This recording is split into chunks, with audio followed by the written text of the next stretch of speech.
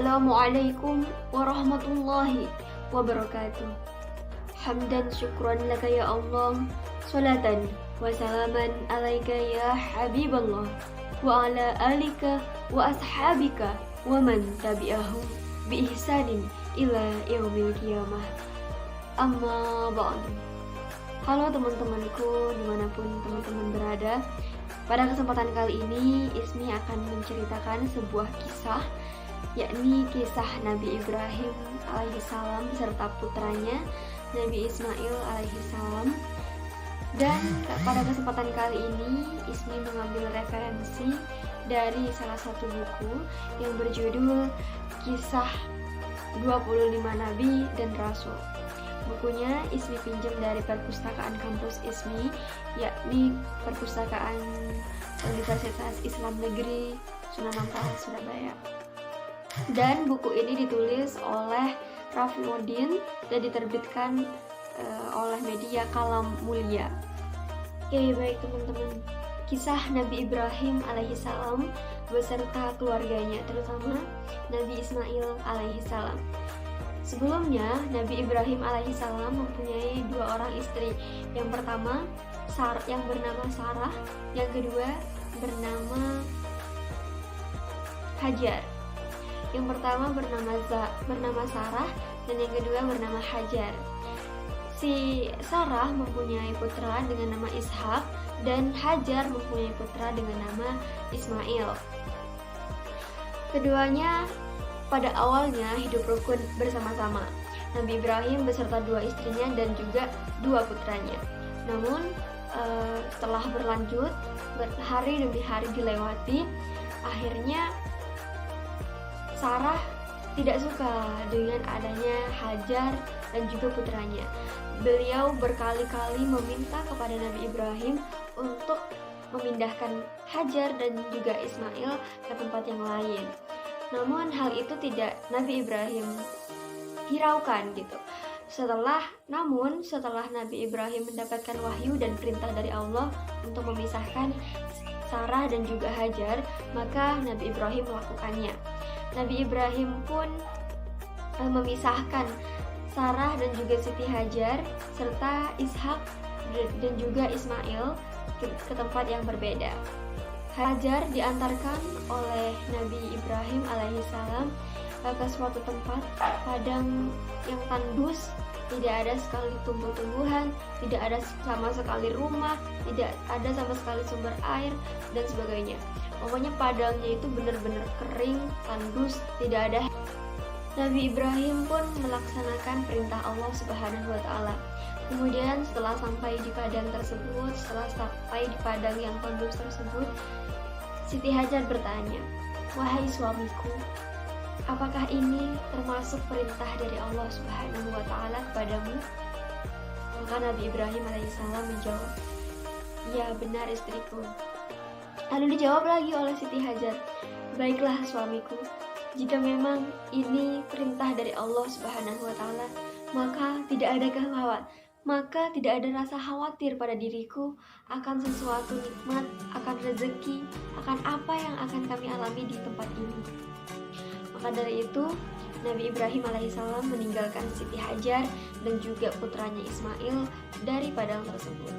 Dengan penuh rasa iba, Nabi Ibrahim meninggalkannya. Setelah bertahun-tahun,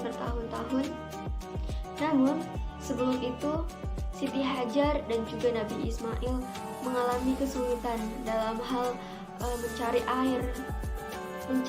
air untuk diminum sehari-hari. Pada saat itu Nabi Ismail menangis dengan kencang karena kehausan. Sedangkan di padang tersebut tidak ada sumber mata air.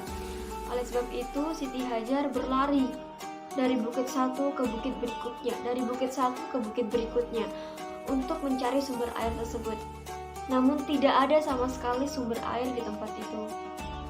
Akhirnya Siti Hajar meminta kepada Allah, "Ya Allah, putraku sedang kehausan." Dan Allah Subhanahu wa taala mengutus malaikat Jibril untuk turun ke bumi. Dan pada saat itu muncullah sumber mata air yang sampai sekarang dikenal sebagai sumur air Zam-Zam.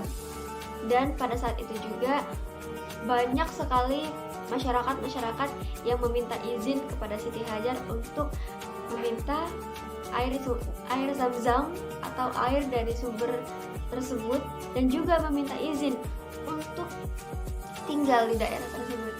Dan pada akhirnya Siti Hajar dan juga Nabi Ismail menjadi penunggu ataupun orang pertama serta pemimpin di wilayah tersebut. Nabi Ibrahim memutuskan untuk menemui Siti Hajar dan juga Nabi Ismail sebentar.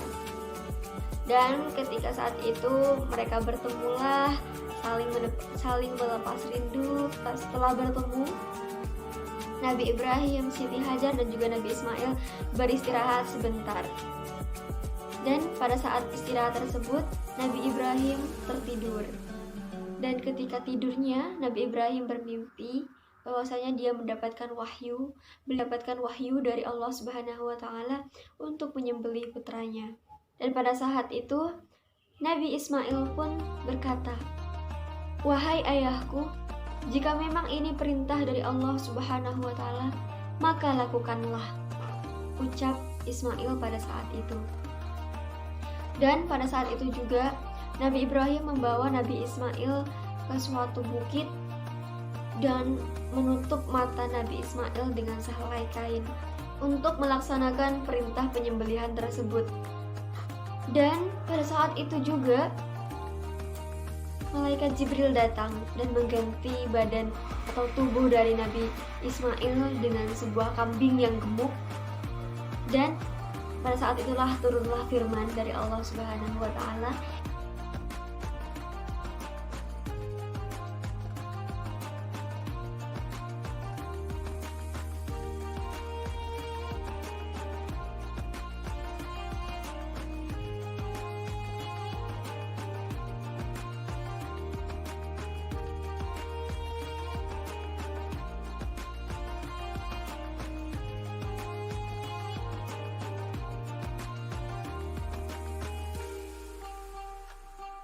kisah inspiratif atau adalah suatu ketaatan kepada Allah Subhanahu wa taala. Pada pertemuan kemarin kita sudah membahas terkait iman, Islam dan ihsan. Dan pada saat ini Ismi menceritakan sebuah penerapannya dari ketaatan kita, dari keimanan kita kepada Allah Subhanahu wa taala, bahwa segala yang diperintahkan olehnya pasti yang akan membuat kita jauh lebih baik lagi. Perintah Allah adalah segalanya.